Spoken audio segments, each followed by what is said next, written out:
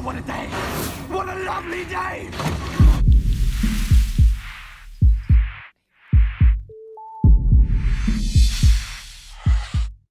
Welcome to Flat Earth Debate.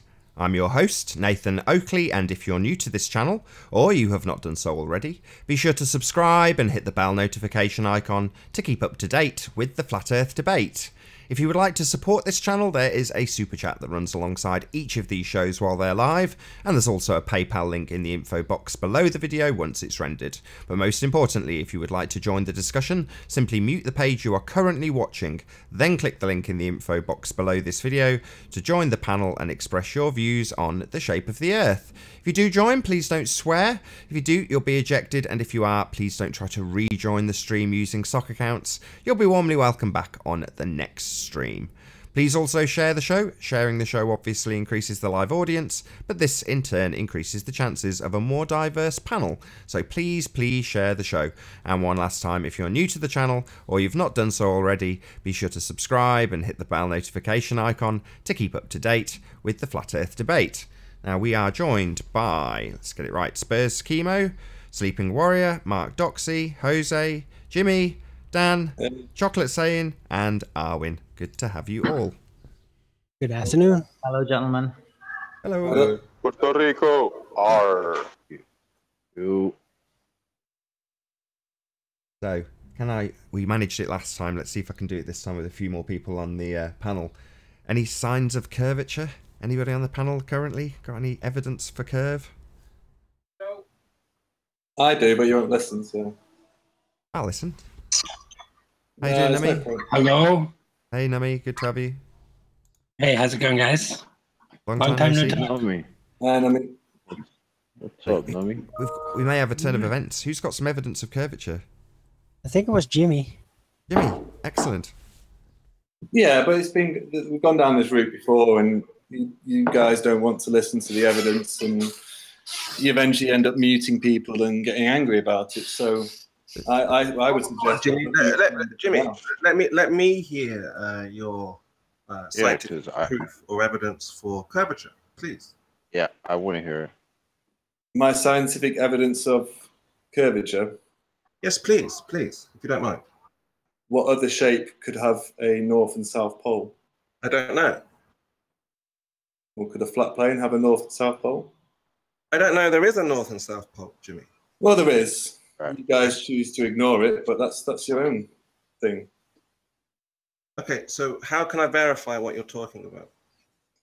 Through the centuries and centuries and thousands of years of the scientific discovery and observations, and if you went to Australia, South Africa, South America, you would all see the same South Pole, and you can't see that from the Northern Hemisphere. And if you were in the Northern Hemisphere, you'll see the North Pole, and you can't see that from the Southern Hemisphere. Okay. So you still haven't spoken of or given any scientific, you just said you don't want to believe. Don't need to. There's observations right there. And the only shape that could provide a North and South Pole is a globe. But you're talking about the layout of the Earth. Yeah, but Jimmy, how of curvature? Yeah, but Jimmy, let's say we go with what you're saying. How do we prove it to the panel, to the listeners, to people around the world? How do we verify what you're saying? Go there. So you're saying that's the only way to verify what you're saying. Have you been there? Things that you can see. Hold on a second. Can I just interject? Sorry, 1 second. Hold on, guys. Can I just ask a question? I just need to get clarity from Jimmy. So, where precisely are we going? Anywhere in the Southern Hemisphere and anywhere in the Northern Hemisphere. See, the problem with that is that you're automatically. You guys here in the Northern Hemisphere, you can see the North Pole. Okay. If you go to Australia, for example, South Africa. I heard your example. People in South Africa. I heard your example. Thank you. Yep. So, do you understand that the word hemisphere means that you are already under the assumption that you are traveling to this place on a sphere? Do you understand that? That's not an assumption. The word hemisphere is associated with half of a sphere. So when you tell me to go to the Northern Hemisphere, you are telling me to travel on your ball that you presuppose. Do you understand that? This is the route that you go down, Nathan. I don't think. Stop there! Stop! because me and the other guy, I forgot his name, sorry, forgive me, but we were asking you originally for scientific proof, and you've sent us to a destination. So let's not try to get too, hyper. Stay calm, Jimmy. Just provide. This is all about the layout. This is not about Jimmy, curvature. just provide scientific. You can either say I don't have it, or these people have it. So just where can I do have it myself. I've been to both the northern hemisphere and the southern hemisphere. Okay, can I try it, Spurs? Can I try it again? Jimmy, hold on, Jimmy, Spurs. Hold on, Spurs. Let me just try it one more time with him, because he's basically ignored what I've said. So I'll try and remain calm and patient with this guy. Thank you, Nathan. No problem. Right. So when you travelled in your when you travelled in your mind, you were travelling to the northern hemisphere. So when you went to check what you claim proves this, you were already on a sphere when you looked at the stars. Do you understand that? I grasp your concept. Okay, it's called a presupposition. Well, would you not say it's a fact that once you get past a certain point of the equator, you cannot see the northern northern pole star? Yeah. Thank you. And would you say that would work the same way looking down to the south in the northern hemisphere? Yeah. Sorry, you're doing it again. I'll try one more time. As soon as you say the word hemisphere, you are telling us that we are making this observation on a ball. You, when you made this journey and looked at the stars, already knew you were on a ball because you presupposed it. You travelled on a sphere to get there. That's called a presupposition. He's trying to compare the globe of the heavens. Hold on, I get that, because look, we have to kind of understand Jimmy's point of view. It would make sense to Jimmy that if there were a north and south pole, he would expect there to be a sphere, but that's not what we're asking, Jimmy.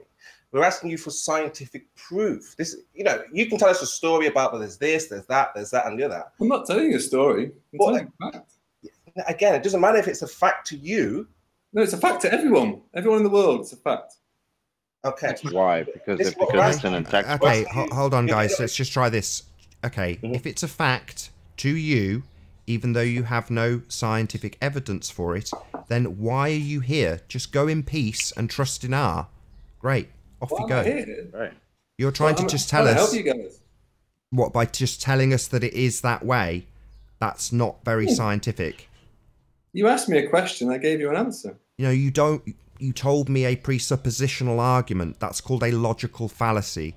Now, it's clear that you don't understand what a logical fallacy is because you've then done it twice more times.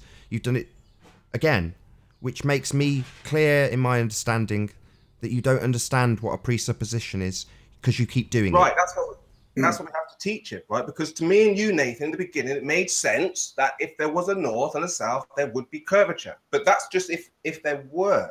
So Jimmy's saying there is. We're saying, so of course it makes sense to Jimmy. This is why we shouldn't really, jump down his throat, because to him, in his world, there's a north, there's a south, and this is what we do. We break down the globe. We're going to show to Jimmy scientifically that there's no curvature, there cannot be a globe, and that all he has is a belief, fantasy, presupposition, as you said. But at this moment, Jimmy doesn't see that because to him, it makes sense that there's a south and there's a north. Yeah?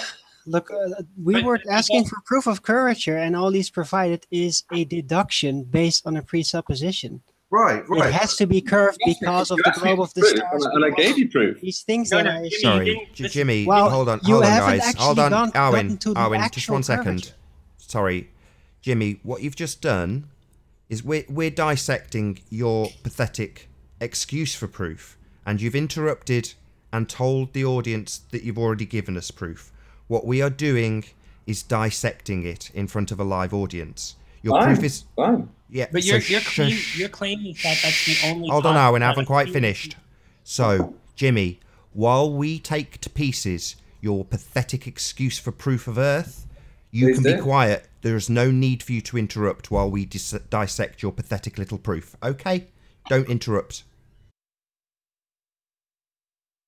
Okay, I was just going to say that your claim that that's the only possible explanation for there being these polar stars, apparently, or these polar rotation points, is a sphere model of the Earth. Now that's on you to prove that, right? You're saying that that's the only possible explanation for what we're observing. Well, now you have to prove that that's the only possible explanation for what we're observing. Go ahead. What do you mean? I have to prove it? It's there if you go and look. Well, that's one possible explanation, and there's lots of contradictions to that explanation that can be observed. But you're claiming that that's the only possible explanation possible in all conceivable worlds. Yeah, it's not what we're observing. Now you have to prove that. That's not just the fact that that makes sense to you doesn't prove that there's no other possible explanation whatsoever. Okay, can someone bring up a flat Earth map for me? And I don't mean that as in where's your map kind of thing. If someone can bring just pick any map. Hold on, there is no flat Earth maps. What? Well, any flat Earth map or anything. Listen to what I've just said. Maps are listen, flat. hold on, I don't mean that as a negative, hold guys. on. I mean, just listen to my statement. There are no flat Earth maps. Okay. I'll propose one then. I'm holding a mug of tea in my hands at the moment, okay?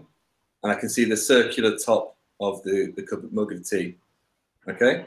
I look into the middle, and that's what most of you guys class as the North Pole, and above that is the North Star.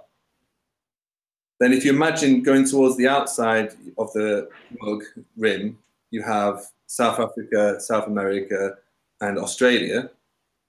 Is everyone down with that? No, I've got absolutely no idea. Yourself. No. I want to ask you a question. Please do. Where is the southern rotation point? Where is it? What do you mean? Where is it? How do I find it? Go to the southern hemisphere. Right. Look south. South, right? So if I went in the southern hemisphere and looked south, let's say I was in Argentina, south coast of Argentina near the Falkland Islands, and I look south. Yeah. Are you asserting that it would also be south in Africa and south in Australia? Exactly. Really? Are you sure? Yeah. So why is there something called declination in Australia that is somewhere between 11 and 14 degrees? It doesn't affect the pole because of the magnetics. Again, that's your understanding, Anthony. I haven't finished. Okay. Declination is a thing in Australia, and what that does is it makes an adjustment to what your compass tells you is south, and it tells you that south is somewhere between 11 and 14 degrees, not south. So what I want to know is, have you considered what south is in the terms of an Australian observer? I'm considering it in terms of where the South Pole star is. When you look into the sky, that would be no then. When you're in Australia, South that would be no then. South America, that would be no. You'll see the same star, and on a flat Earth map, which you don't go along with, fair enough. On a flat Earth map, looking south would be looking in different directions from right. So can you prove that you have to look south in Australia? Because I'd like to know what is south. Is it south as the compass tells you, or is it south that's been adjusted for declination? It's south as in where the star is. Simple. No, because you don't know that that's south. No, doesn't matter. We're talking about magnetic declination. He's talking about the celestial south. Hold on, Arwin. Right, hold on, guys. Before it descends into chaos, Arwin, just let it be one at a time. Yeah, let me finish my point, Arwin, if it's okay. Otherwise, you can hijack it and deal with it yourself if you'd like. But you're misinterpreting what he's saying. He says no, the celestial south. You're bringing up the magnetic south. He's not. I'm not. He says the He's celestial got a good south. point, though. The thing is, he has a good point, Arwin. The point I'm asking is, how does he know it's south? Doesn't matter. Yes, it does, because your claim is that it's the same point in the sky. It doesn't matter about declination. It doesn't matter about magnetic. Of course it does, because I'm asking. It's opposite north, is it not, on your model? I'd say so. Yeah, I'm not the. So how can you ascertain your direction of observation? Compass?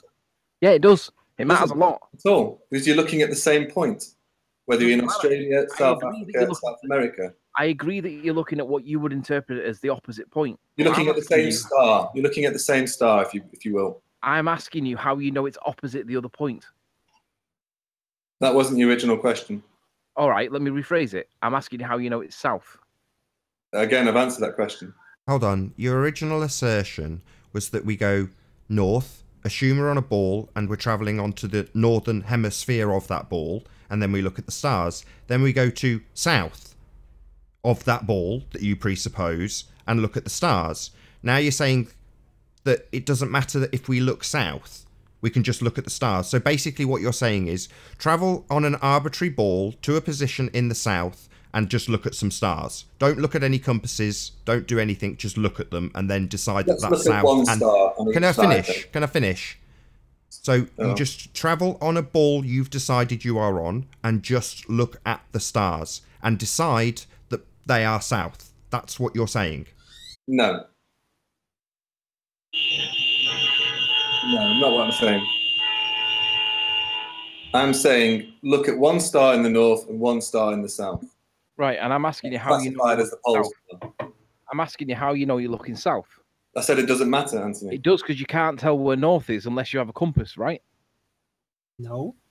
I'm looking at one star. In Australia, you need a compass to know where north is. No. Yes, Arwen, shut up, will you? No, it's not true. Why are you telling him to shut up, Anthony? That's not very nice. He was making a point. Okay, so how do you know where north is if you're in Australia, Arwen? Very simple. It is the technical opposite side of the Southern Cross. Celestial wise, you take the longest route from the celestial cross, that point, towards the south, or towards the opposite side of the star heavens. But how do you know that? If you can't see the northern star at the same time, how do you know that it lines up? That's the point that because the northern half of the globe of the heavens rotates consistently with the same constellations in their place, and part of them will still be visible even if the northern star is no longer visible and the southern cross becomes visible. So the globe of the heavens is a very detailed, well-defined and fixed set of stars. Well said. All throughout. It seems like you've completely hijacked Anthony's point, though. Yeah, So, I did, because it didn't make any sense. what? No, it does. That makes total sense, because it's like you've got this circularity of these definitions in terms of orientation. If that was the case, then why would they need compasses? Why would people have ever required a compass for navigation purposes? Because during the daytime, the stars aren't visible. You don't think about that one again, gatekeeper. Huh? I think you should think about that again before you ask that question, because I think Arwen answered it quite succinctly. No, it's not true. I mean, you Oh, can really? look up the history of navigation. You think that they only use the compass in the daytime? No, they don't. No, but you said why didn't? No, it doesn't matter. It doesn't matter. Well, no, that's what I said, and then you responded by saying that, or he responded by saying that because they couldn't see the stars in the daytime. So that is the point. But you know what? I wanted to go back to the fact that you claim that the globe is the only possible explanation for what we observe, right? Maybe a diamond then. That's your claim. Your claim is that the only possible explanation for Not what necessarily the only one. The only one that really works within the predefined understanding. you're claiming that you're asserting that as proof, which means that if and only if it's a globe, will we make the observations that will It have to be a diamond if you want to get technical about it, but yeah. And I can explain Yeah, but you have exactly to prove why that. you do that.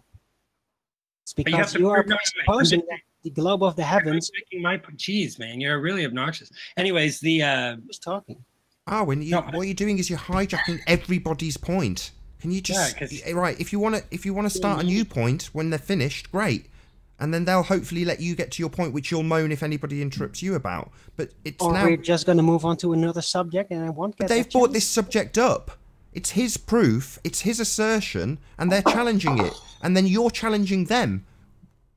Before they get It's to the not an assertion, conclusion. it's actually fact. It really is fact. No, I was going to actually challenge him properly. Right, but Nummy's in the middle of challenging him. All right, go ahead. No, I'm just saying that it's incumbent on you now to prove that that's the only possible model that could explain the observations, because that's your claim. You're saying, oh, I have proof that it's a globe. I was in the southern hemisphere. Yeah. That's what. Okay, so prove it. Prove that that's the only possible model. No, you asked me for proof, and I gave you proof for Not proof. Okay, well, you have to prove. You're now saying you've got to prove that's the only one. proof. You have to explain that that's the only possible explanation for what we're observing now. Now, that's what you The need only to shape prove. that would work. What? It's the only shape that would work in this environment. Okay, prove that, please. Just look at shapes. Think about shapes. Yeah, I'm thinking about do shapes, that. but you're not me A flat thinking. plane can't do it. A diamond can't really do it. No, me thinking Rectangle about can't shapes do it. is A not square you can't do proving. it. Do you want me Me to carry thinking on? about me thinking about shapes is not you proving that that's the only possible Right. shape that would You asked me explain. for different shapes, and I've gone through the shapes and said none of them would work. So what else do you want me to Yeah, say? but you're not. You have to prove that. How is that proof, man? Can I make my point? Why do I have to prove about what shape is? Because you said it's proved. Because you're the one that's coming here and telling us that we're wrong. No, you So claim why you're don't you right. prove what you're saying? Okay. Simple. Every shape that I've just mentioned, this would not work on any other shape apart from a globe. Yeah, it would. Prove it, please. Prove it. What do you mean prove it? Prove it. You're saying That's that something you're just saying, man. You're just saying it. You're just asserting that that proves it, but you have to make a Okay, logical okay. On a square, you could have a north and south pole, but you would fall off the sides of the square as you went over on the boat. No. The triangle, you'd have one point at the top and a base at the bottom, and that would work for the north and south pole, but you're talking about something that's going up really high and then going back down again. Do you want me to carry on? No, it's not true. It's only based on a presupposition. That was the argument I was going to make, and that is it can be the only shape if you propose that the globe of the heavens and all the stars and the heavenly bodies are in a fixed literal position and the earth is folded into a ball underneath it. So you have to presuppose that they are physical objects in a fixed position. And then if you presuppose that, yeah, then you can only draw the conclusion based on that presupposition that you're on a ball. Okay. You don't have any proof that they are in any fixed physical literal positions at all. Yeah, but let him make the argument. I don't think he understands the argument. I do understand the argument. Let him try to make this argument because you're claiming that you have absolute rock solid proof, and then you're just saying, well, it's not a square, so it must be a globe. But no, you actually have to defend what you're asserting. Well, I've backed it with proof. What proof? Okay, I'm waiting for the proof. By saying you could just be in the northern hemisphere or the southern hemisphere? You can be in the northern hemisphere and you will not be able to see the southern pole star. This guy's a dumbass. I'm sick of hearing this. He doesn't understand how stupid he is. He's had a presupposition explained to him. He just keeps reasserting the presupposition like he's got proof. This guy's thick. I mean, you know, there's only so far you can go. Dunning-Kruger, he thinks he's done really well. Well done. Go in peace, my son. In R we trust. Radio Sanctus. Yeah, Jimmy, you do sound like a bit of a buffoon. I mean, really? Well, yeah, well, this is the problem, Jimmy. I mean, why people are raging at Globus is simply because of what you're doing right now. You're just saying, well, it's there. I've been there. And we're asking you to prove. No, I'm not. I've given you a fact that you can't see either pole star in the opposite hemisphere. You cannot see it. It is impossible to see. Let me try. Spurs, hold on. No, Spurs. Let me just try one more time. I'll try it for the 4th time. Let's see if you can listen and not interrupt me. Excellent. When you say the word hemisphere, so you are telling us to go to the northern hemisphere. You are telling us to travel on a presupposed ball. Hold on. So before we've proven anything, we are already traveling on a sphere. Before we've measured a thing, before we've looked at anything, you already have us on a ball. That is known as a logical fallacy. It's called a presupposition. Now, I've explained this to you 4 times and asked if you have understood it, and you keep doing it. Okay. If I'm at the equator, yeah? What shape is the equator around? I'm just saying, if I'm at the equator... The equator's not a physical thing. Sorry, I've got to stop you. I tried to lead you. You haven't understood. The equator's just... I really have understood. No, you haven't. Nathan, you haven't explained it yet. I've tried to interrupt you. This is where I start getting annoyed with people like you. Because you've made an assertion. We're at the equator. The equator is a concept. It's not a physical thing. Do you understand that?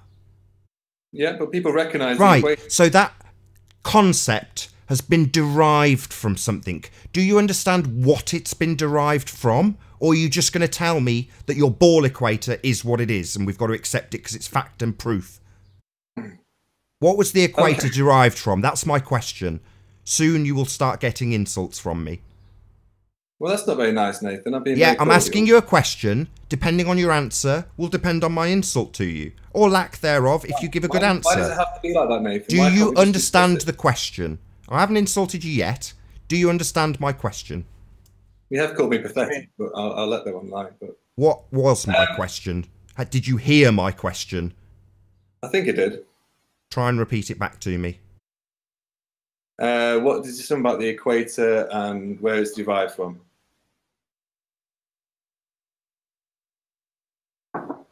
Anyway,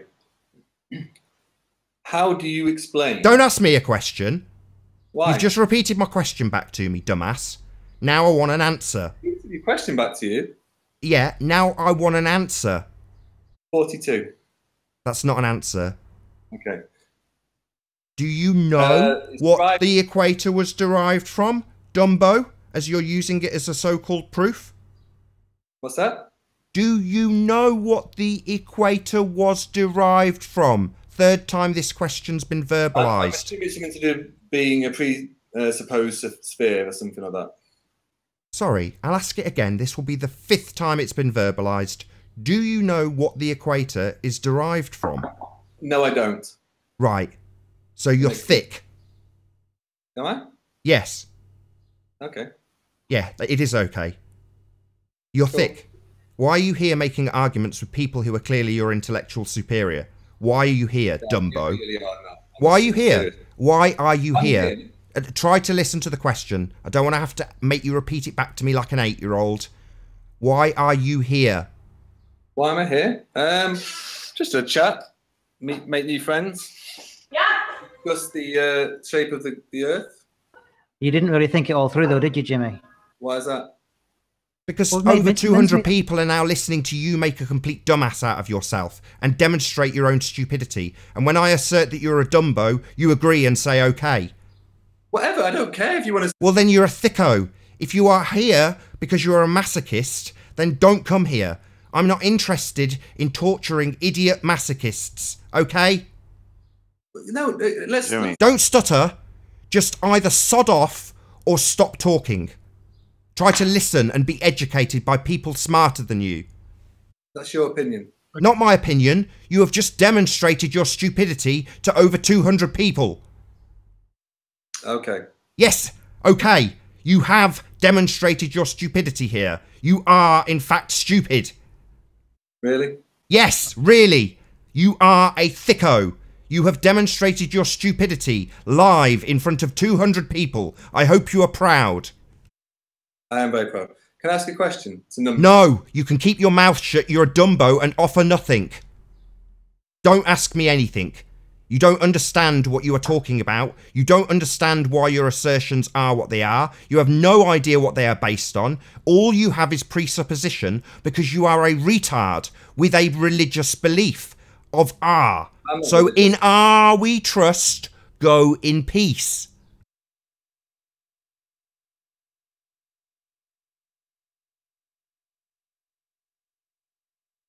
Hey, Nathan, can you hear me?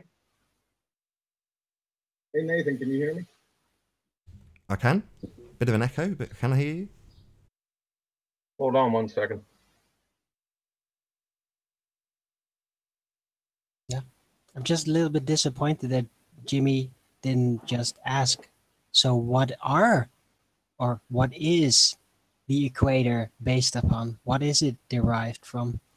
Not Don't you want to interested. know? Don't you want to know how they came to that conclusion? No, he wants to make a few friends, have a little chit. Just you seem to move on with your own weird I asked you to answer it. presuppositional questions. Yeah, but you're asking different questions. We're telling you, look, do you know what the equator, how that has been determined? You say no.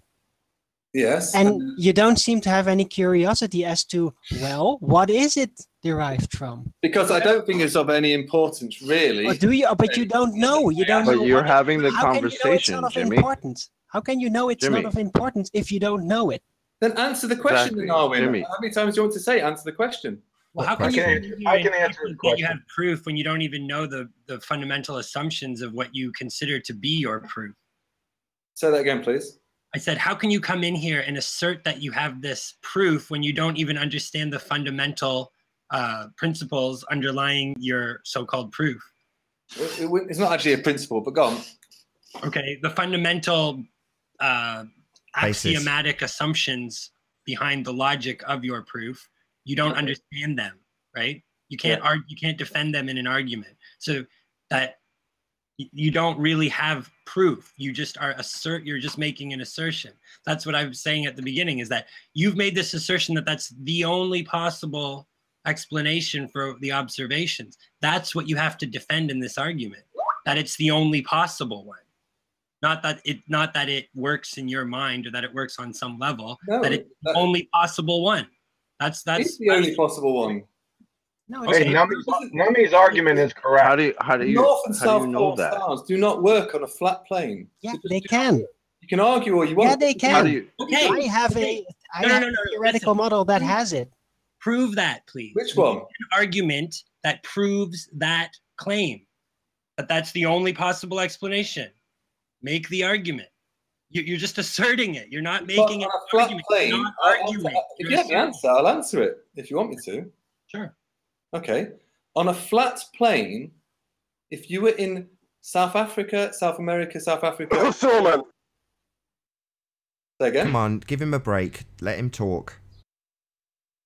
On a flat plane, if you were in South America, South Africa, and Australia, and you looked to what we say would be south, yeah, then you'll be looking in opposite directions. If you look generally south, I know Sleeping Warrior's left, you would be looking at roughly the pole star. So how can you explain that then? Okay, but then we have to examine your assumptions about what it is that No, we're you looking don't have to examine my assumptions. You have to answer that question. Well, we Go don't. on, I'll say it claim again to have, for you. yeah, but we don't claim to have a model of what it is you're looking at. And Well, since answer you that. claim- This is real world stuff. No, since you claim to know as a fact that that's the only possible explanation, then then it's incumbent on you, not on me. I'm not claiming to understand what the stars are. Nothing's ever incumbent on you to explain anything, is it, Noe? Well, I'm not the one making the assertion. I'm asking you a question. It's not incumbent on me to explain your assertion. No, it's not. No, it's on you to explain to answer my question. No, it's not. It's called a burden of proof reversal, yet another logical fallacy. No, you've asked me to explain my assertion. Your argument. I've asked you a question and you can't answer it. You're choosing not to answer it. Yeah, but I didn't choose not to answer it. I said, what are the assumptions about what it is that we're looking at? Because you're going to have some of those in order to make this argument, right? You're going to say, because you're saying, like, if we were on a flat plane, we could never possibly see this, then it's tantamount to claiming that you know what we're looking at exactly. Well, you're a flat earther, I assume. I'm a globe skeptic, yes. A globe skeptic, okay. You're not fully entrenched, then, are you, Nomi? Well, I don't pretend to know about what the universe is. So I'm not exactly an anything earther, but I do. Just against the globe, then. Evidence seems to. Skeptic. Pardon me?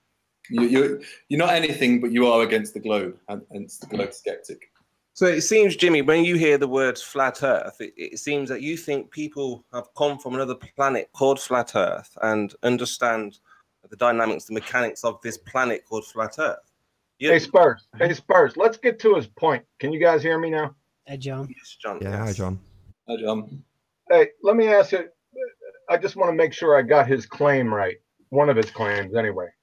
He said that you can't see Polaris below the equator, right, south, and you can't see the Southern Cross north of the equator. Is that what he said? Yeah. I got a document right here that pummels that claim. I'm sure you don't. Both. Yeah, I'll put it in the chat and I'll go ahead and read it right here. 1 second. Polaris and the Southern Cross, both seen between the northern latitude 25.53, longitude 35.46, and between the 12th and 13th degrees south latitude. The London Times, May 13th, 1862, in the Naval and Military Intelligence, says on the 19th of April in latitude 25.53, longitude 35.46, Captain Wilkins reports that the Southern Cross and the Polar Star were both distinctly visible at midnight. Captain Edward Gillett stated that he has observed the same thing between the 12th and 13th degrees south latitude. From the Observer, Volume 9, Issue 551, 20 July, 1889, and I'll post it in the side chat. Were you there when he observed it? Well, the No, I problem wasn't with the alive in document is it 1889. doesn't specify whether he's at north or south latitude. But Say again?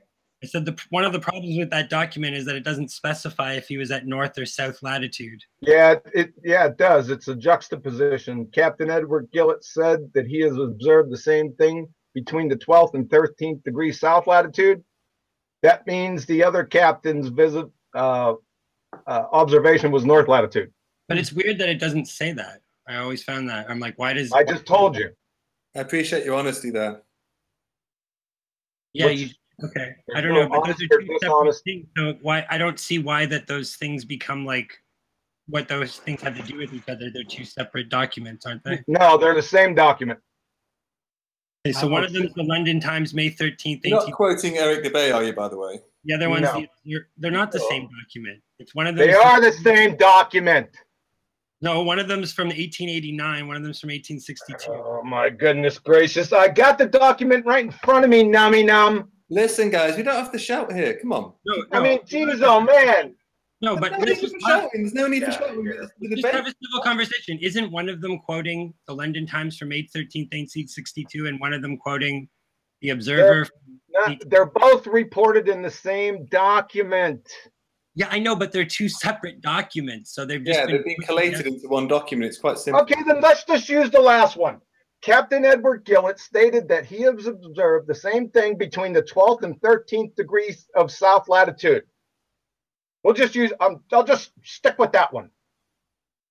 Yeah. Okay. I just always. So, I'm just saying. at this point, I get all this. I find it strange that document they don't specify how you can just say a latitude. Yeah, I heard you the first 3 times. I'm sticking with the last one. Yeah, okay. I'm just pointing that out for interest's sake because it's very weird to not specify that. Well, you can go ahead and read the document. It's in chat. Yeah, I've read it before. Okay. I'm curious to hear Jimmy's response to that now. I mean, since that was his whole argument. A certain point past the southern hemisphere, you can see the North Pole Star, but it is very limited in what you can see. And once you get past a certain point after that, you cannot see it at all. Wait a second. You shouldn't be able to see it on your spinning ball, not at the 12th and 13th degrees south of latitude. You're just trusting one person for reference. I'm trusting and who you trusted? Say again? Right. That was going to be my question. Who do you trust? Eons. Yeah. You're trusting eons. Eons of research and discovery. Right. Really? Sure. Yeah. Really? That's a terrible argument. Like that? Put that in the chat. But Jimmy, I want to get back to the point, which is that you're failing to defend your assertion, your basic assertion. I've asked you a question. I haven't answered it. No. You've made this assertion that the globe model is the only possible explanation for the observations that are made in the so-called hemispheres. Mm-hmm. That's the argument you have to defend. That's the only possible explanation. That's what your assertion is. I can't see how that would work. Can you? Your lack of imagination. So you don't understand how it could possibly work. Therefore, it's proof that that's the only explanation. Can you understand how any shape could work? Yes, I can. Right, then explain it to me then. Jesus. It's very simple. You take away the presupposition that the globe of the heavens are in fixed literal positions, and then being forced to assume that they are surrounding a Earth that can only be globe-shaped. It's very simple. Why are you giving him an explanation? I gave it him before. He doesn't even seem to understand or remember. No. We don't need to give him our explanation to pummel his nonsensical claim. You just mentioned presupposition 10 times. It's not an explanation. Oh, just twice. We don't have to provide an explanation to you. You have to validate your claim. Is this scientific evidence, by the way? Jimmy. Wait a second. Is this scientific evidence, by the way? I'm not going to go down that route of scientific evidence. Because yeah, you better not go down that route because I'll pummel it with a shovel. Really? Yeah. But Jimmy, you do claim that these things are facts, right? Say again? Right, you do claim that these things are facts. Yeah, right? They are. Okay, so you have to provide evidence that those are facts and not just, one possible explanation that may, that we've found lots of contradictions with that explanation in other areas. It's not a logically consistent explanation. I always find it funny. There's clearly no rotation. Has that ever occurred to you that there's no measurable? No, that's false. That's false. Is it? That's okay. That's false. That's his argument. You just assert things. You're not Yeah. making No, it is false. arguments. I'm going to back it up, but it's false. Okay. Okay, so we'll assume a lot of us live in the northern hemisphere. Is that a fair assertion? No, it's a presupposition. I've explained this to a you 5 times. Jesus, presupposition, assertion. Who lives in the northern hemisphere here? Nobody. That's just your concept of a model. We don't live on a model. Nobody lives on the northern hemisphere. That's a concept that you are forcing us to accept right at the beginning of whatever example you give us. That's because all you have is a begging the question fallacy, telling us to accept your assertion, which is basically a presuppositional argument. I've explained it to you again and again and again. You're just too stupid to get it. Question, please? I live north of the equator line. Right, thank you. I also do, and I assume Shouty Man over there lives in the North America. Right. Good for you. We can only see Polaris. We do not see Sigma Antantis, or whatever it's called, ever. Yeah, So? What does that mean? So what? Well, that's what I'm trying to get you to understand. What does that mean? I understand. It doesn't mean how does that prove that I'm on a spinning ball? Proves you're on a ball. How? Because how? You can't see underneath That's what I'm asking you. Because it proves Say that you again? can't see underneath us, surely. You tell us. So it proves that I can't see something in the sky. Therefore, I'm on a ball. Sigma Antantis is a real star. As in, like, I know you're going to go, oh, it's made up, it's all in the space, and it's projections. It's all right. He's just said that if you go into a different position and those stars are no longer visible, it must be underneath you. So I'm going to try and get you to conceptualize something, okay? You're in a house and you're looking up at the light bulb in that room. You then walk 200 yards out the front door and you can no longer see it. Even if you look through the front door, you can't see it. Does that mean that it's underneath you?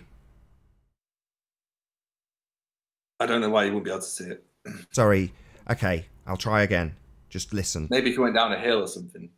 Just listen. You've got a light bulb. It's about 10 feet above you. Yeah? Yeah. In open space. Or let's keep it outside because obviously this is too difficult for you. So you've got a lamp post. Yeah? Yeah. And it's, I don't know, 20 feet in the air. You walk further and further and further away and eventually you can't see the lamp post anymore. Does that mean it's underneath you? No. So why would you assert that if you walk further away from some lights in the sky, that they are suddenly underneath you? Because they're not like a lamppost in a field. Why? Sorry, hold on, chocolate. It's just the light. Hold on, chocolate. Hold on. Why can we see in what weight class is the northern hemisphere? Why can we see the North Pole Star, and people in Australia, South America, South Africa can see the Southern Pole Star, and we can't see that? Again, you've inserted a presupposition. You've called it a pole star, yeah, and you have said that we are travelling on the northern and southern hemisphere in your example. You can't help but beg the question. It's quite pathetic because I've now pointed this out. Don't interrupt. Don't interrupt. You're interrupting. You're being very rude. Yeah. I'm not being rude at all. You are. You're interrupting me while I say for the only thing I've said is talking, shouting. Please. Can you stop talking? You have asked me why people in the northern hemisphere, something that I laboured the point of earlier when I explained to you that by saying the word hemisphere, you are placing us on a sphere. Why in Europe, and North America, etc., do we see the North Pole Star, and we can't see the South Pole Star, and people in Australia, South America, and South Africa can see the South Pole Star and can't see the North Pole Star. Okay, same reason as I gave you with an example, i.e. a lamppost that's above you that you can walk away from and eventually it will go away. That is not in any way an indication that that lamppost is suddenly underneath you. It doesn't indicate that in the slightest. How far would you have to go away not to see a lamppost? Sorry. It does not demonstrate that that lamppost has gone underneath me. Exactly. Right, so you're saying, yeah, but think about it. I don't need to. I've given you this explanation because I'm not stupid. We established about 15 minutes ago that you are most definitely stupid. Yeah, that's what we established with you. So you can have a little chuckle about your own stupidity, but everyone watching knows it implicitly by now. You're dumb.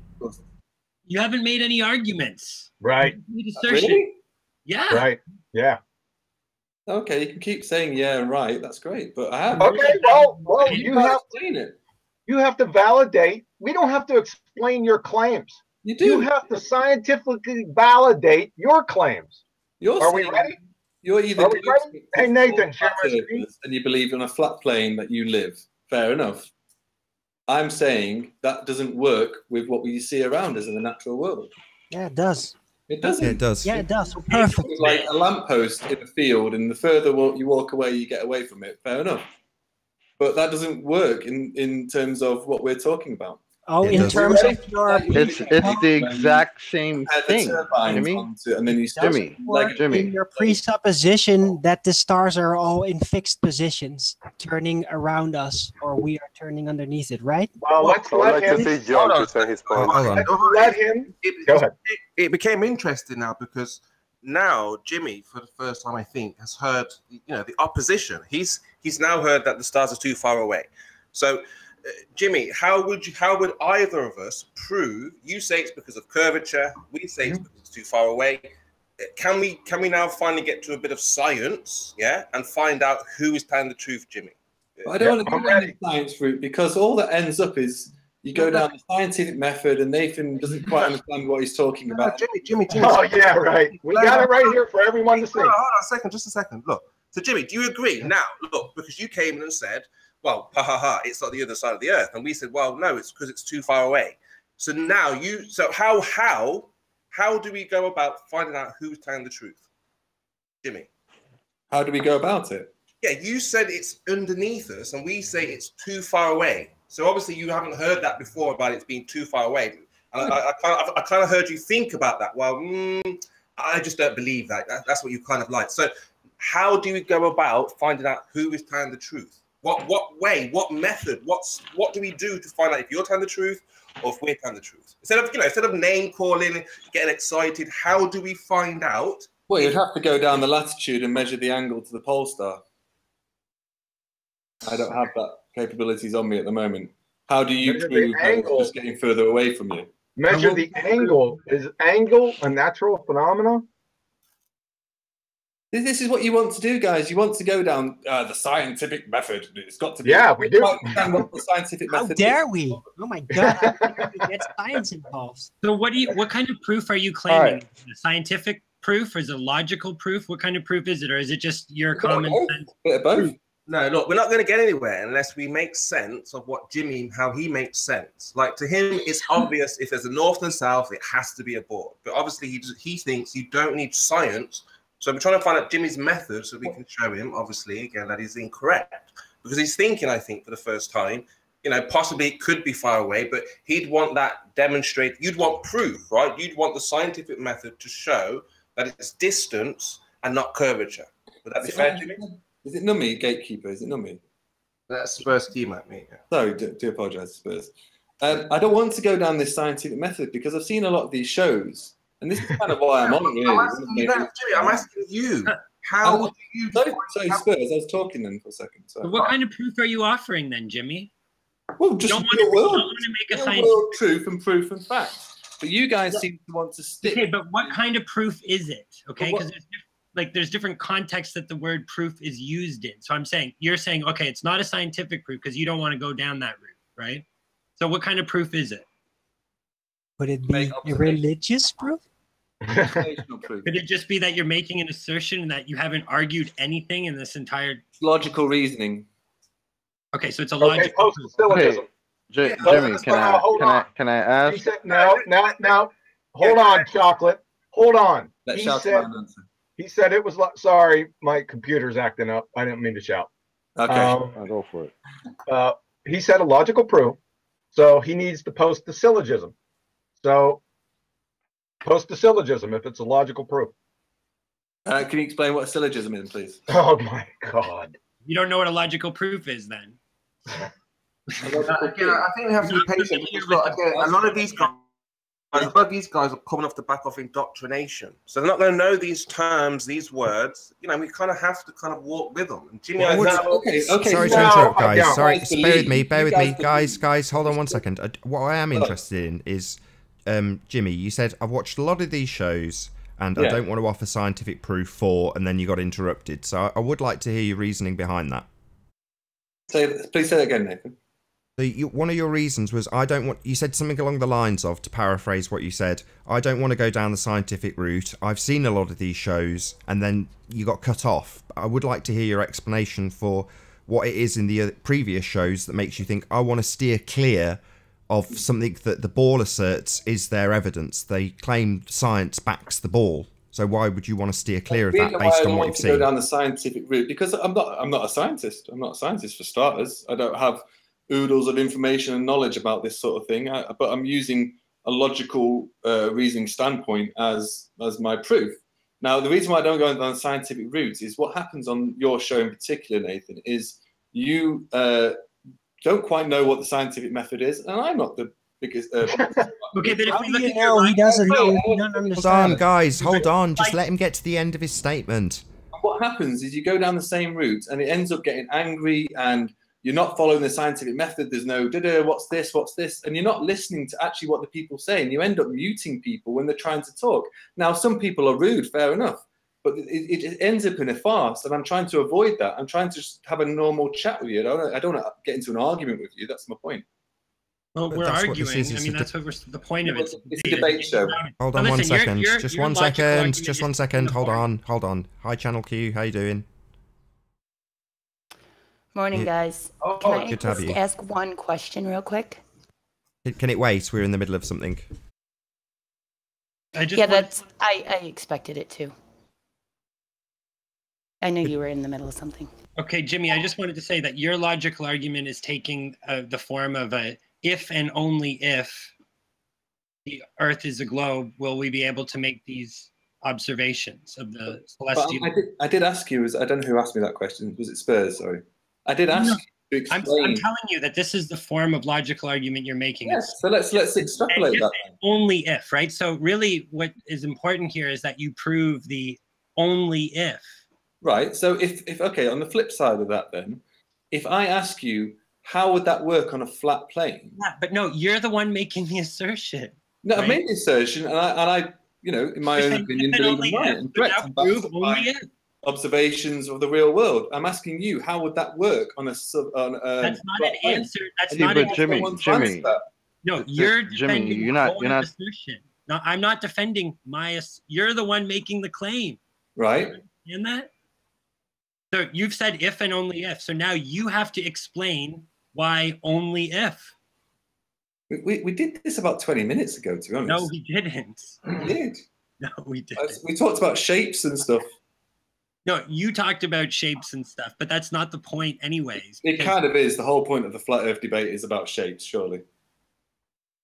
Yeah, but you're not, right. You have not logically, you're claiming that you're making a logical argument based on the form of an if and only if argument, but you have not made any kind of coherent, logical statement about why it is only if.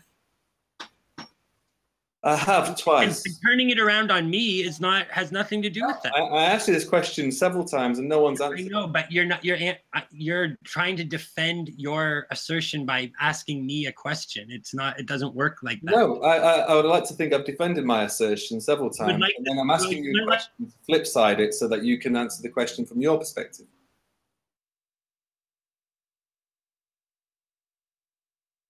What is the question you're asking? I asked you two questions. I'll start with one of them. If you're on a flat plane, how does the Southern Star work? How? On a flat plane. If you think about where South America, South Africa, and Australia are on a flat plane, yeah, how would the Southern Pole Star work? Now, I asked this question before, and Anthony Riley left because he doesn't want to answer it. How does that work? How does the Southern Pole Star work on a flat plane? I want everyone in the chat to have a think about that. They'll obviously call me all sorts of names. I appreciate that, but that's fair enough. Nobody's called you anything. Say again? Nobody's called you anything. You've asked your question. Everyone's been very civil and listened to your question.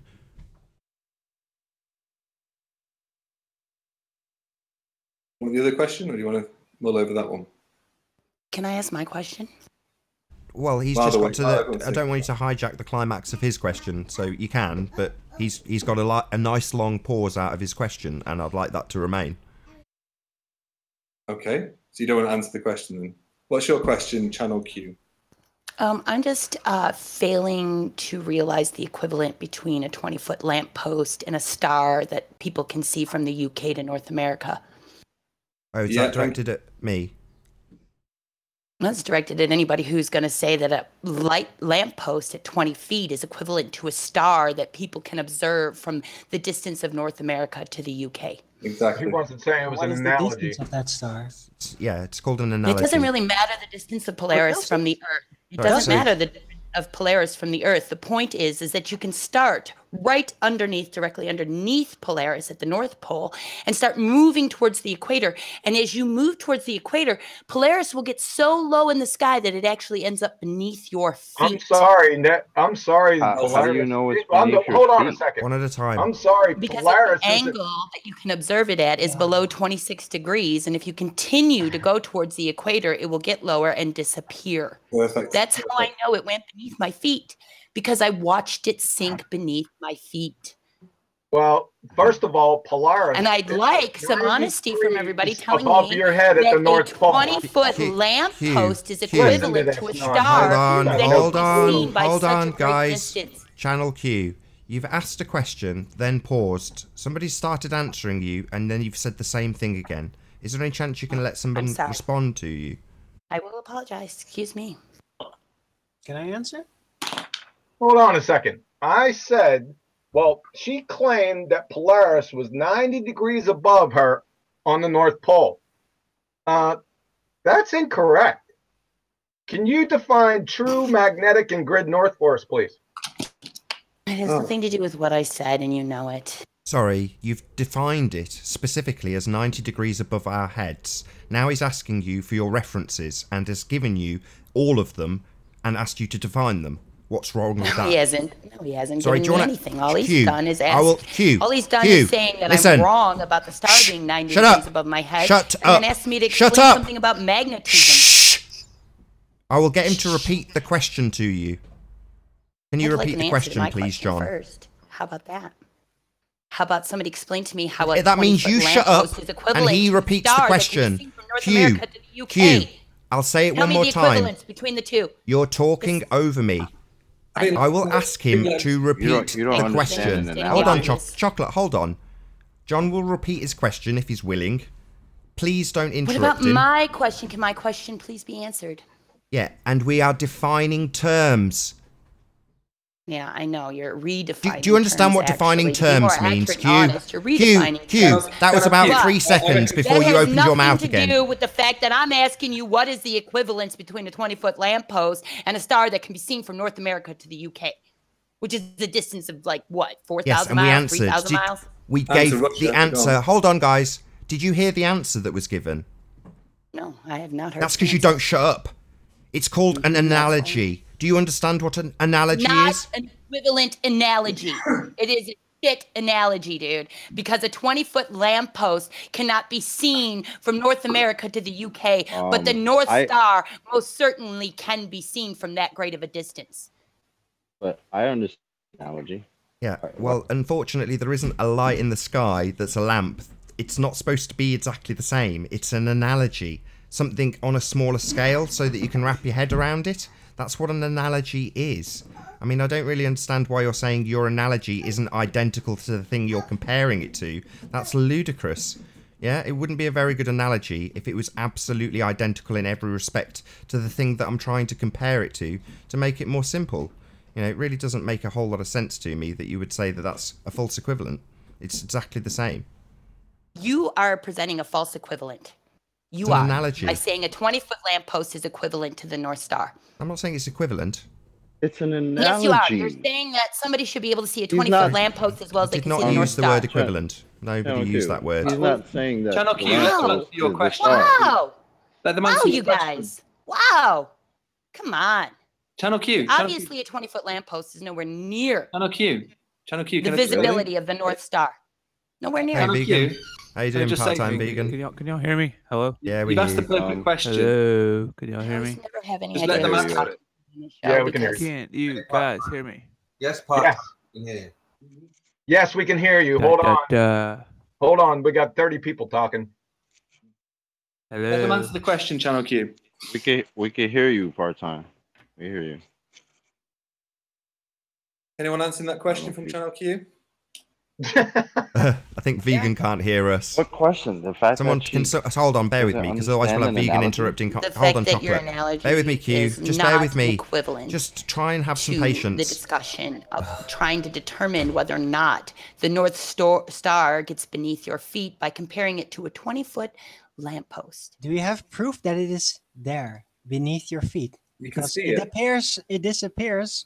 Yeah. On the sight You know what? beyond the Problem horizon. is, Arwin, How can you prove that it is? 6 Oh, you're going seconds. to talk. So Arwin got 6 seconds before Channel Q interrupted him. Yeah, that's what she got. 6 seconds is how long you get to answer Channel's Q's very obnoxious, very loud, repeated at nausea question. 6 seconds. Unbelievable. I don't know if she'll ever shut up. She'll probably never shut up this entire time. Nobody will get more than 6 seconds of air to actually answer a question. She'll just talk at nausea. Very obnoxious woman. Very tiring. Don't know how people put up with people like that in real life. But yeah, she's literally talking non-stop. She cannot keep her mouth shut. Are you ever going to pause for breath, Channel Q? Going to pause for a minute? No? Just going to talk continually? Channel Q. Waiting for you to shut up. Jesus wept. You refuse to answer my question, but you want to ask me questions. He's just talking non-stop, shouting into a mic so no one can hear anything. Just rumpusing the hangout, basically. Being as obnoxious and as loud, not letting anyone actually answer the question. That's what she's here to do. Just disrupt and be rather obnoxious and loud. A bunch of little dishonest cowards on. See, just here with her ad hominem attacks, not actually giving anybody any opportunity to answer anything. Talking constantly. Sad, pathetic ploy that the Globers have. While Channel Q does this, Think that you have anything to do with honesty, science. I'll point out that there is no Globe arguments and no scientific evidence for the Globe. None whatsoever. This is the best the Globers have to offer at the moment. Someone like Channel Q coming in and screaming like a crazy woman into a mic. Jimmy speaking. All I'm on your side, yelling. and you You asked a sound really good ridiculous. question. I know I asked a really good question, and now I'm acting just like now. 4 seconds. So Dan got 4 seconds. Arwin got 6. The time between her little mic dancing up and down, which I'll now show you, is getting shorter and shorter and shorter. Is she ever going to shut up? Probably not. What do you reckon, Q? Any chance anyone else is going to get an opportunity to talk while you're on this hangout? So that this is what the rest of your show Not a is like. chance. And go ahead and end it and start a new one, because I'll just join that one and end. You see, this is the kind of mad bastards we get on this show. It's very entertaining for the audience. Look at her. Look at those little lights dancing around while I tell everybody that there is no sphere. It's just a model. There's no proof of it. You guys have got no scientific evidence. You've just got batshit crazy cat women like this girl coming in shouting at us. That's all you've got to offer. Pretty pathetic. But there we go. Let's see if I can say hello to this new guest. Hello. Hey, Chris. How you doing? Sorry. Can you hear Did us, somebody Chris? kick her? No. It was funny. Hey. Hey, Chris. Can you hear us? Wow. Yeah, I can hear you. Good to Right, have can you. we get, can we Thanks get for back to joining. Jimmy? I'd love to talk to Jimmy. Wow. So I think can I just say one thing? Yeah, obviously we got interrupted there, but the lady had quite a good question about the Really? the analogy part of it, talking about Polaris going lower and lower into the sky as you get move away from the North Pole. Yeah. And going underneath your feet. Oh, yeah, but she has but no proof it is she underneath literally her feet. said she watched it go beneath her feet. Yeah, and I told her, like, do you have proof it is physically beneath your feet? Is it ever observed to be beneath one's feet? Or does it just disappear beyond the horizon? And she got really, really angry, started yelling like a... Yeah, she did herself a bit of disservice, though, if I'm being honest. But, like, I think the She question just made herself look ridiculous. And then you still haven't answered my question. But anyway. Jimmy, give us your question again. Okay. On a flat plane, if you're in South America, South Africa, and Australia, All at the same time? I don't the understand same you. star by looking south. I don't understand the question. Well, All three of you, have you ever been there, Jimmy? Yes, I have. And all three continents as Yes, well? I have. Can you tell us what happens in the sky? How does that tell us what shape the land that you're standing on it? Can you give us a correlation? Well, see, the problem is, yeah, when I ask a question back, I get told, oh, you can't ask a question with a question. But when someone does it to me, that's okay. Is that fair, Nathan? No, you're making a correlation between what happens above you to the shape of the Earth that you're standing on. And give us the correlation, get that connection. Totally. Are you saying you don't believe in space? Is that what you're... I didn't say that, no. It has nothing to do with it. Hang on, Owen. If I look out the window, it doesn't tell me what the room that I'm sitting in is like. What? If I look out the window to the outside, it doesn't tell me what my room that I'm sitting in is like. But you're saying you're That's another analogy. Yeah, not Owen, hold on. Just let it be one-on-one. You need to make the correlation with what's happening up above you to the shape of the land that you're standing on. Okay, if I look out the window in South America and look out a window in South Africa and I look out a window in Australia and I look south, I will see the same star. On a flat plane, that does not work at all. And there's no, it does. You need to make the connection though with what's happening above you to the land you're standing on. Yes. How does it do that? That's the natural world around us. No, it's not, Sunshine. Think about what Yeah, but he hasn't proven his claim yet. He said he can see it out his window at the same time. What we need from you at those three locations, we need at the same time documented, and we need to see a magnetic azimuth pointing to where you're looking at each of those locations at the same time. Then come back. Are you saying... John, you're going a different direction from me. I want to know how you correlate between what you're standing on to what you observe up above you. See, again, I'm not being funny. I don't know who I'm speaking to at the moment. I'm Mark. Hello, Jimmy. Hi. I've asked you a question how that would work, because that is the fact. That is fact. You can do that. You're making an observation. You're making an observation and drawing a conclusion. And I'm saying there's a gap. And then I'm asking you how you can make that work on a flat plane. No, there's a gap. I want to between answer it. What you observe. Everybody hates it when I do it, but I want to answer it. It's very simple. You take away the presupposition that what you see in the sky, that globe of stars spinning, that is physically literal, and then it works perfectly. No, it doesn't. Yeah, it does. Okay, wait. Can I take them as what they are? Can I jump in? Still, the relationship still holds up, even if you don't. Why not? Everyone else has. Okay, it has angular relations to the position of the Earth, and that's it. Doesn't prove the shape. Yeah. So hold on, Jimmy. Let me bounce in what Aaron is saying. So do you know what a rainbow is, right? I'm pretty sure you've seen a rainbow, right? Oh, we're not doing the rainbow one again, are you? Please. Well.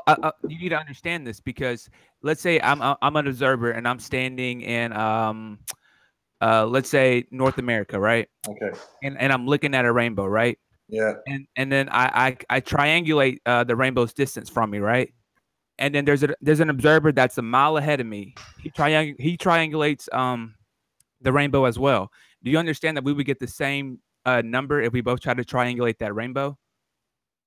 Yep. So that could be how the stars are working. It's an apparent position, not a actual solid position. No. Yeah. Rainbows occur through light and water vapor in the air. This is something that appears every single night, as instructed, is fully mapped out, and has been for... Okay, but do you understand how the rainbow doesn't have a solid position? Do you understand that part? I understand that, yeah. So how do you know the stars have a solid position? Because they've been coming on for every single night that since you've been alive, and for eons before that, in exactly the same position. So wait, hold on. Let me reply. So basically, just because we see the stars, therefore they have a solid position. In relation to how we see them, how we view them, yeah. Obviously, it changes over angular position. Again, right. We can angular position, not a literal position. Right. Angular position.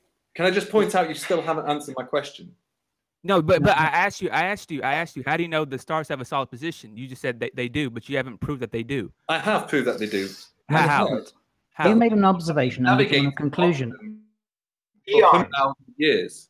Navigating body of science. Okay, hold on. Over thousands of years, I will give you that. But they have been navigating for hundreds of thousands of years. Right, right. We also have been seeing rainbows for thousands of years.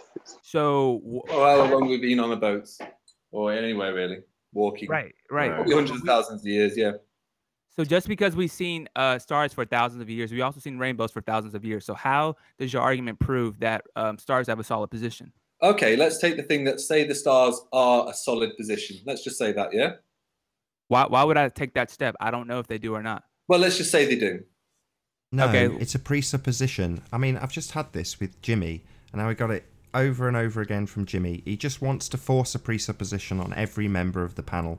Every argument that you have is a presupposition, Jimmy. Just saying, well, no, let's just assume they're physical because I can't prove it. That's the point of what he's asking let's you. Just do it, and then let's just say that they are. No, that's the point. He's asking you to prove physicality, and you're saying, no, let's just say they are.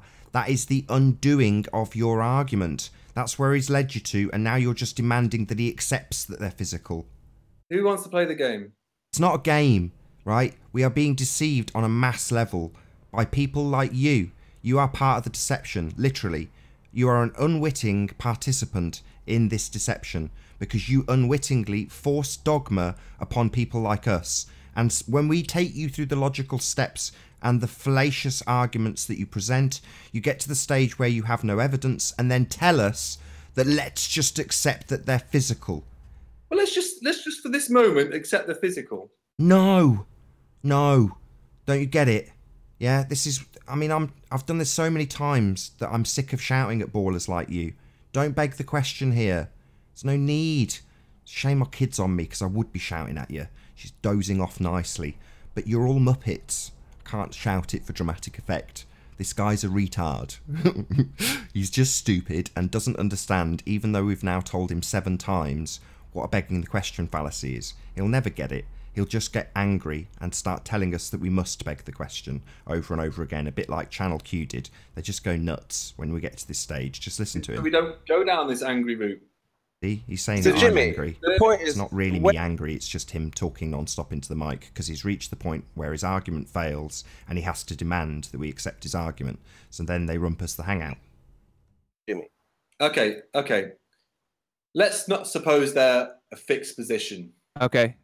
Yeah. Okay. Let's just take what we see every single night. Should we just take that for what we see every single night? Right. Yes. Let's. Right. Right. And look ago, and you've got like your little thing on your app on your phone, for example, or if you're good at stars, you can go.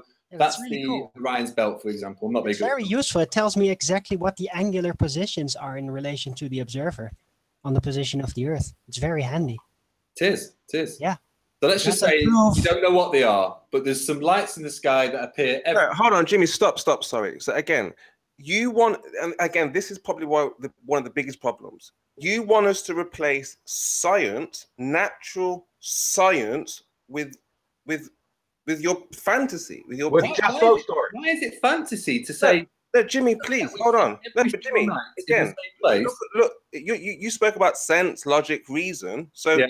Would it be reasonable for someone to take scientific proof, empirical evidence for fantasy to to think, let's just say this, let's just say that. Does that make sense in itself? Forget about the shape of the earth. If you're proving anything, going to court, would you go to court and just say, well, let's just say this guy killed this guy? Would that work in court? Does it make sense to you, Jimmy? I'm not quite getting your logic there, but if I went into court and said, I can see Orion's belt from here, I was in this place, they'll go, okay, fair enough, because the stars are there every single night and they're all tracked on maps. Yeah, we're not denying you see them. Yeah, we're not denying there's an appearance of stars every night. We Right, agree. thank you. Okay, so every night we see the same stars, or whatever they are. That's not the question. You're sidestepping and evading the question. I'm trying to get back to you. Yes, you are. I told you to confirm your initial claim.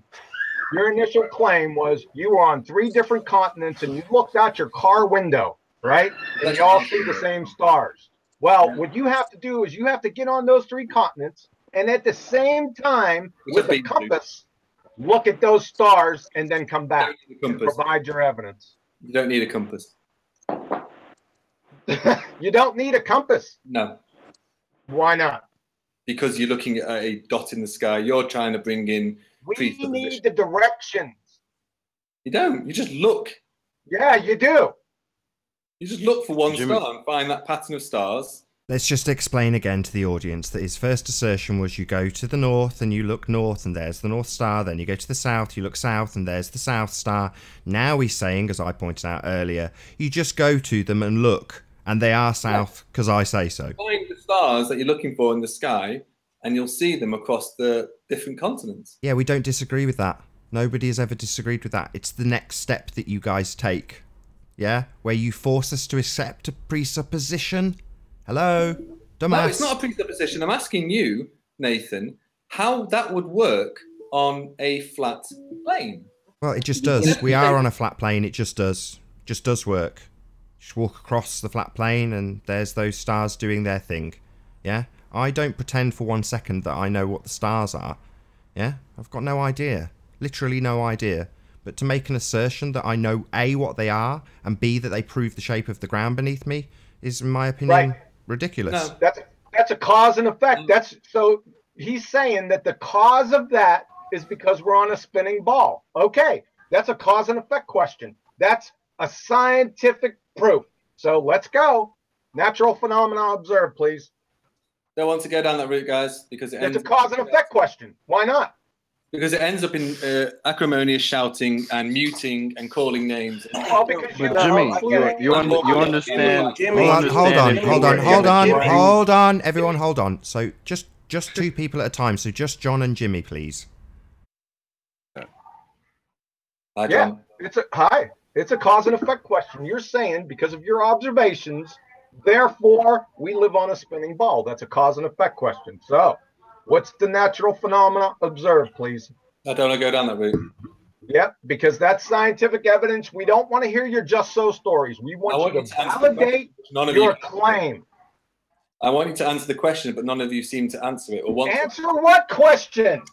The question is, I'll say it again, John, and you don't have to shout. I don't like shouty people. It makes me nervous. Brother. But basically, John, yeah?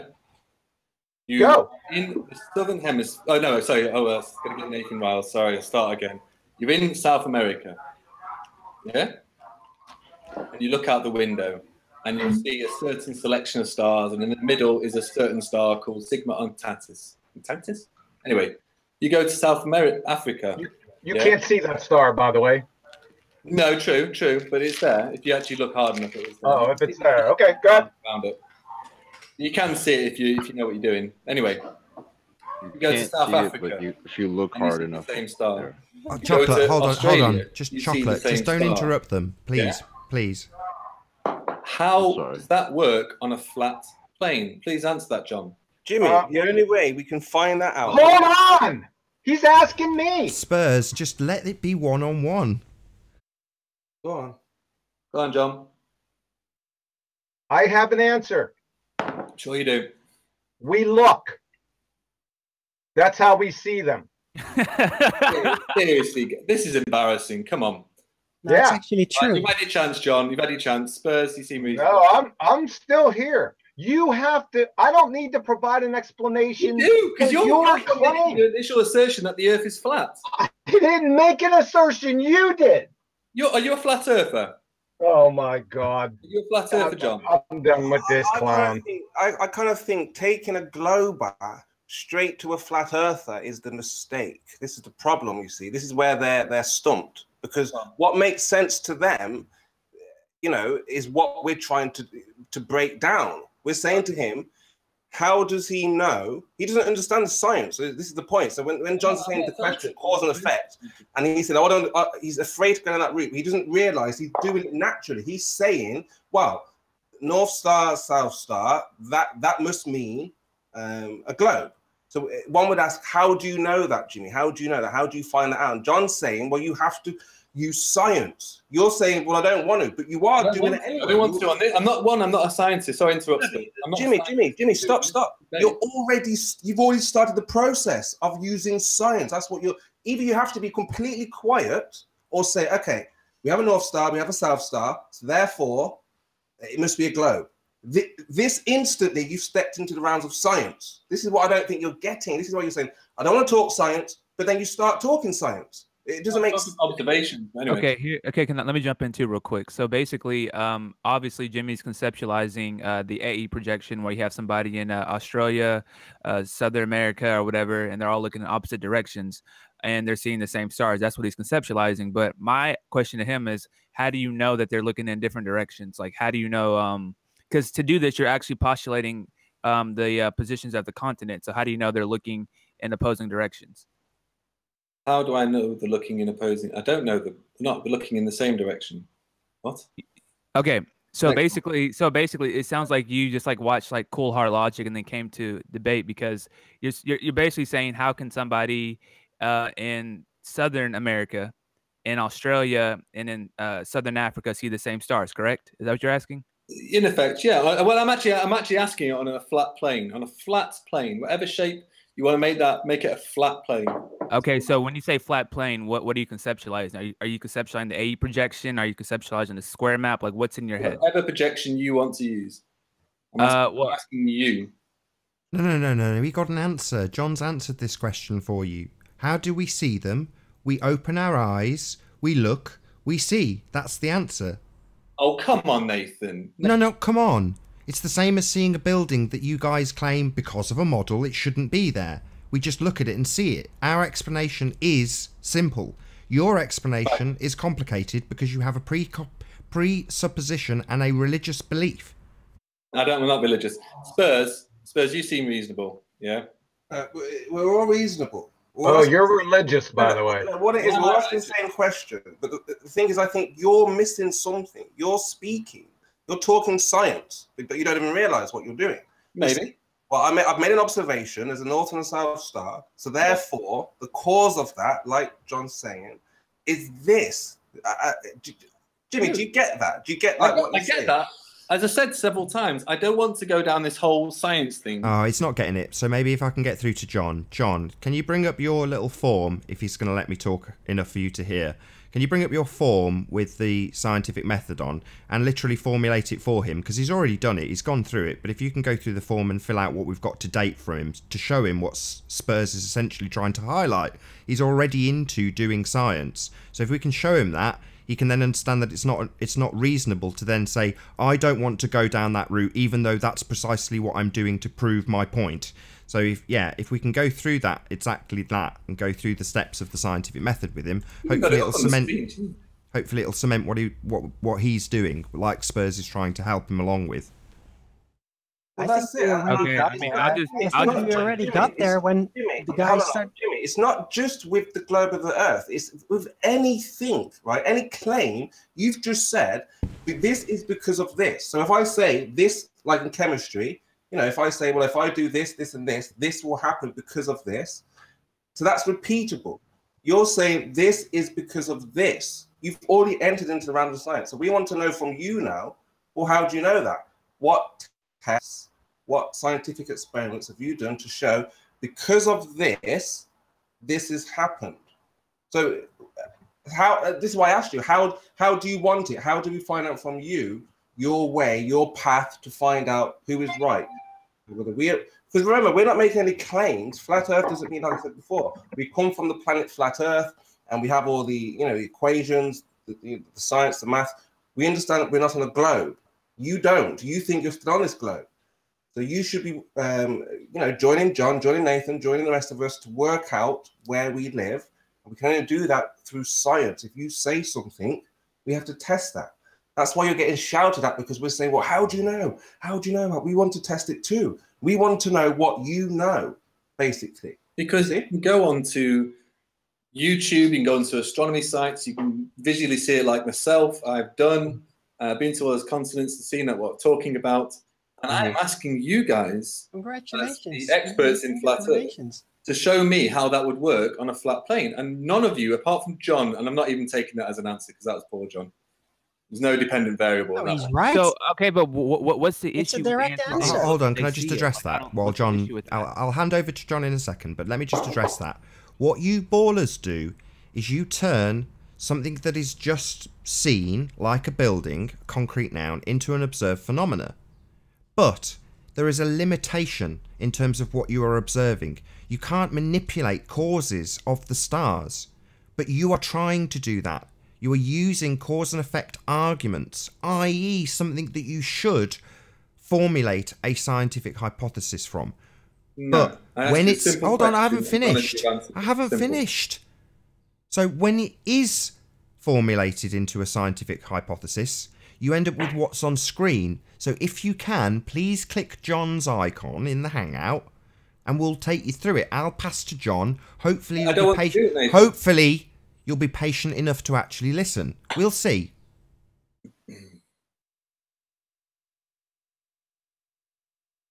I'm ready. John's on mute. Oh, there we go. I'm ready. Natural phenomena observed. He said it. We can see octantis, which we really can't, from South America, Australia, and South Africa. Therefore, a spinning ball, right? Hello? Say again. Are you looking at my screen? I don't want to do this. I'm not entering this. This is your words. Sorry, John. Sorry. These are your words that you have used. So you're saying I don't want to do this. We are reading back your words to you, and you're telling me that I don't want to do this. I've said right from the start, I'm not doing it. Right from the start, I've said it mentioned 10 times at least that I'm not doing this. I would like to get a word in. So you're just a religious zealot, just going to assert it. I'm not religious at all. You are. You're a religious zealot. That's what you're doing. You're just asserting your beliefs upon us. You don't want to go through the scientific method. You just want us to accept what you say. Yes, the stars are fixed in their positions and physical. Yes, we are on the northern hemisphere because I say so. Well, you're an idiot and a religious zealot. You don't even know it. You don't even know you have a religion. Calling me all these names, Nathan, but it doesn't detract from the fact. It's not a name. It's a title. It's a description of you, religious zealot. Yeah? You're here with your presuppositions and your beliefs. You turn concrete noun into phenomena because it doesn't fit your religious belief. We just look at something and see it. You look at something and say that shouldn't be there on my begging the question model. Therefore, it's a phenomena. I would like to get a word in. Did he drop? Did he just drop out? A comment and a question. He just Jimmy. left. Oh. Hold on, let me just establish it, Chocolate. I know you've been waiting to talk for ages. No, he's just dropped. Nobody kicked him, right? He just dropped. No, he's still in the side chat. Right, he just dropped. No, he's still in the. You mute your watch page, I mean. I mean, you gotta mute. Sorry. Anyway, so he dropped because like before, like with Channel Q, they just rumpus the Hangout when it gets to the point that their argument is proven to be absolutely ridiculous, and then they just assert their religious belief over and over again. That's it. I don't know, John, if you can just round this out by going through the absolutely fallacious argument. Yeah, well, his natural phenomena observed is we can see octantis from South America, Australia, and South Africa. I mean, there's no context with this at all, number one. Number two, you can't see octantis, right? So that's a train wreck. The hypothesis, there is no hypothesis. So I don't know what his hypothesis is because there isn't one. And so I just put it down here. Of course, his observed phenomena is we can see Octantis from South America, etc. You know, what he said was his phenomena observed in step one. The only independent variable I can think of is our eyes. That's the cause of us seeing Octantis from South America. So this is a train wreck. It's a just so story. And what they do is they come in with their just so story and then they ask us to explain their just so story or give them a new just so story, right? It's moronic. They haven't explained anything. They haven't validated anything. They just have a religious belief. And then they say, well, what's your explanation, right? One moment, please. Well, one moment, please. Sorry. Let me show you something here. Just give me a moment. I think I passed it up. Hold on, my computer's acting up too. Okay, common mistakes in applying the scientific method. This is from the University of Rochester Physics Department. Listen to this carefully. As stated earlier, the scientific method attempts to minimize the influence of the scientist's bias on the outcome of an experiment. That is, when testing a hypothesis or a theory, the scientist may have a preference for one outcome or another, and it is important that this preference not bias the results or their interpretation. The most fundamental error is to make the hypothesis for an explanation of a phenomenon without performing experimental tests. Now, what he's doing is he's not even giving us a hypothesis, right? He's just giving, just telling us what he observed. He doesn't make an explanation, or his explanation is, well, we live on a spinning ball. But he's just giving that and then asking us for our explanation, right? It's moronic. Not only that, he refuses to address any of the evidence that contradicts his assertion. It's not. I mean, I don't think it's a refusal. I mean, I think he rejects the globe. I think a lot of these globers reject the globe, but what they seem to want is, answers for the flat Earth. They don't want to be left unknowing. They don't want to be right. They've been taught all their lives that we are the leaders of knowledge, education. The system works best, and if we have to go back to caveman understanding, this is a huge problem for him. So with Jimmy, which I thought was interesting, I think he understands he's not on the globe. He can't defend it. Doesn't understand. And just to piggyback off of that, like they've been kind of spoiled because basically the globe offers all the answers. We know exactly what the stars are. We know how far away they are. So when they come to ask us flat Earth questions, they want us to spoon feed them every single answer. So they come with the bowl and a spoon, just waiting to get answers and stuff. And not to mention, a lot of times when they consider flat Earth ideas, they mix in their own ideas to what they already believe. So he believes that the stars have solid positions, but he has no proof to assert that the stars have solid positions. But yet, when he conceptualizes a flat Earth, he's going to keep that idea in his head. So that's the issue here. They're mixing their ideas, their unproven ideas, with the idea of flat Earth, and it just becomes a big mess.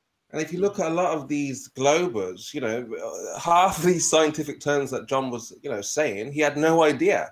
And this is one of the reasons why he doesn't want to go down that path, because he hasn't been taught this. Nobody has been taught this. This is something, that for the first time people are actually understanding what science, and it's like, well, what? I wasn't told this. No one told me. You have to follow a certain method or procedure. And it seems strange, that we're telling these people, what they've been taught is a lie, and this is how you'd go about finding something out. Like he was talking science and didn't even realize it. He's saying, well, I made an observation, okay, and there's a phenomenon, but he didn't have the wording for it. He didn't realize it. He's saying, well, this happens because of this. But Spurs, you realize like it's engraved in their mentality. Because I mean, he even said it himself when he came in. He said, you know, I'm trying to help you guys. I'm trying to give you guys facts. You know, right. But he's talking, he's you know, like as if we never believed the globe ourselves before, as if we're exactly. Like we haven't analyzed all of this shit coming from that perspective. Yeah, you like we know? haven't Like, heard all of this before. This We is what I haven't said. exactly. We're people from medieval times. We haven't caught on yet. They seem to think that we're from this another place, like called flat Earth. Like you guys. I love when you said that though. How does it work? You know, it's like, well, come on. You know, we're figuring this out right now. You know, trying to give you, you know, the numbers, which is what, you know, you so desire. It's going to take time. You know, we're coming to terms with this lie as well. So I think people like Jimmy, you know, it's very interesting. You could see that, for me anyway, that he doesn't trust the globe. He's just repeating what he's been told, and he simply wants to know, you know, give me the answers, give me the numbers from before I can tell other people. Yeah, and also a good angle to take with him would be to ask him why is there an total absence of evidence for the alleged rotation, right? Like the physical effects that should accompany a rapidly rotating body. Where are those, right? We could argue with him, you know, I mean, if, you know, just to try to be fair to some people who have been brainwashed, like we all have in our past, is, you know, that it's very easy to point out that the Earth is clearly stationary, right? That all the expected effects of a rapidly rotating body are totally absent, completely absent. We're told they're there. It's just there's a contradiction. The scale is too big. Right? So it's like his explanation fits some of the evidence, and it doesn't fit all of the evidence, right? So he's just grabbing on to this little bit of the evidence that it does seem to work with, to the total neglect of all this other evidence. But in order to come up with a, you know, proof or a fully integrated understanding of this situation, the explanation has to fit all of the evidence, all of it, every little bit of it. He clearly was very ill-informed. He didn't even know how the equator was determined. You know? So he just had very little information he's just to his disposal, and he filled the rest up with his belief. It was very obvious. Saying, we already know, scientists already proved it. So haven't you guys heard? Yeah. You know, at one point I wanted to try to bring him off the topic of, you know, the stars and that stuff, because I mean that's, again, it's lights in the sky. I kind of wanted to bring it to, you know, a more physical aspect, like of, I don't know, water, the physics of water, and how did that work? How does that work? I mean, but that's what flat Earth has become. It's become explaining the stars. They want us to explain these. I don't want to talk about the stars anymore. Like the stars are up there. I live here. I know, but on the they don't even realize on the plane. You know, like I don't. We should be talking. Let's talk about rotation. Exactly. Because that's a much easier point for people to grasp, right? That this was my that too. So, and if it's this not was my take in all of this. This was my take. This is Jose right here. I'm gonna try to articulate well so you can understand me. People like Johnny, they learned the heliocentric model since they were very small. They accept every explanation that has been given to them, the interpretation of all the celestial observations, for example. They want to come to these forums to present the heliocentric model, but with the bias that they do not want to entertain any other possible point of view. They do not want to think by themselves. They do not want to question. They just want to defend it. The question is why? I am not sure, but it's maybe too difficult for them to question what they have been presented with. It's just too easy, too difficult for them to question it. They just want to defend it because that's their comfort zone. I just thought the most telling part was when he just desperately tried to hold on to, let's just suppose that it is, and say, no, let's not. And he just, no, let's just suppose that it is. And he just kept on doing that. And that that could have sparked a really big realization for him, but yeah, it just moved on and ignored it. Yeah, he's like, let's just skip over me actually making an argument for what I'm asserting and just assume that I'm already right. And then look, I'm right. That's what he's saying, right? Like, you know, what's interesting is that he didn't make a single argument in that entire time. All he did was make assertions over and over. Say they're facts. Yeah, and just be like, and when we challenge any of the presuppositional nature of any of these assertions, he says, well, let's just assume that that's true. No, let's not just assume that that's true. But, you know, we didn't get to the point where we could point out that there's insane contradiction. That's how the bowlers start. It always starts with what made it let's interesting assume, as well. Let's imagine. He assumed, again, he presupposed, he said he's watched the show, so he supposed he was going to be berated and abused, right? So what happened, we questioned his logic, his reason. And I think it dawned on him. You know, I think that's why he said he didn't want to go down these paths he was expecting, you know, because he said, oh, well, I can prove R, or I can prove curvature scientifically, and then, but I won't be allowed to, so to speak. And then a couple of us said, well, we want to hear it. And then he was surprised. He was bamboozled. He thought, well, I didn't expect that. I didn't expect to be asked to be shown, you know, scientifically. So he's like he came at the wrong kind of time or the right time or whatever, you know. So when we went through the process of, you know, asking him, well, how did you figure that out? How do you know that? He started to realize, especially when, you know, when John brought up the cause, because he was bringing up science and didn't even realize it. So I think it dawned on him pretty quickly throughout that. So I think that's a job well done, I think. I don't think he went away thinking, oh, you know, those flat earthers are crazy. I think he's going to really have to reevaluate how he addresses the flat earth argument. Well, that's only if he has any intellectual honesty. But once you realize that it's stationary, you're most of the way there, because then you have to completely reassess the whole concept, right? Like, stationary, well, then it's not us that's doing the spinning part, right?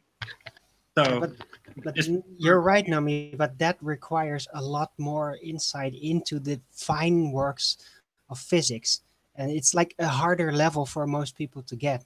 So they can just say in their mind, yeah, but it's relative, you know? We're moving with it, so we don't feel it. That's like the easy man's explanation. Yeah, but then you can just look up on Wikipedia. It's just a cop-out. But you can look up on Wikipedia rotating reference frame, and it will tell you it's not inertial. So that whole argument holds no water whatsoever. It's actually... He wouldn't even understand when he read that, probably. So that's what I'm saying. It requires a further insight into how physics actually works. But Nummy's right. Nummy's correct. Nummy's correct. That's a good argument. And you are also correct, Darwin. They don't understand it. Right? But that's a point that could be argued, right? And that it's not incredibly difficult to understand the difference between an inertial frame and a non-inertial frame. Like, I think most adults, if they stop and pause for a second, you can grasp it, right? Through analogy, through example, things like that, right? Oh, you're giving back to different. I mean, that's where your mistake is. Yeah, just go to the average school and see how many students, the percentage of it will take physics. It's not a lot. Right, but Wikipedia, these Wikipedians, I mean, Wikipedia. Yeah, but that doesn't mean that they will understand what it says. I know, but I'm just saying, like, that's what their own authorities are going to tell them, that you can't regard the globe as an inertial frame. And all these globers always make this argument that you can just regard the ground as an inertial frame, and you can't, by anyone's logic, by their logic, by our logic, by simple normal understanding. I think, yeah, and I agree with that. And I think what it is that regardless of what the terminology is, whether regular people would understand it or not, I think as humans, we all know that we're not spinning, we're not moving. It's just the indoctrination that we've been given that will convince people, oh yeah, of course we're spinning. Of course we're rotating on an axis. When everybody knows, you walk outside, you're not spinning. You're not moving. Like it's common sense. Yeah, but everyone knows that. But and back to Nummy's point, he's correct. Everything he said was correct.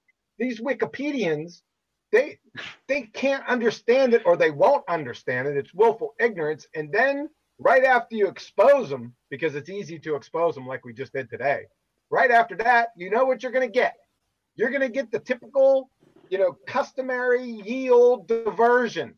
Well, ships disappear for hull first, right? And then you're down that line. It goes, it's ridiculous. Yeah, they don't realize that you only have to break one thing about their theory, their model, and then their model's broken now, right? Like that the model has to fit all the evidence to even be plausible. But their model is implausible on the basis that there's no evidence of that. The evidence that must be present to accept this idea of a rotating Earth is absent. Yeah, it's a Frankenstein model. And with that, I'm going to say first and foremost a huge, massive, enormous thank you to all of the debating panel for making this debate possible. And of course, a massive thank you to all of the live audience for tuning in and hopefully sharing this debate. If you hated the show, I'm sure you know what to do already, but if you like the show, maybe consider sharing it with a friend or subscribing if you have not done so already. I've been Nathan Oakley, and I'll see you all in the next video. Oh, what a day! What a lovely day!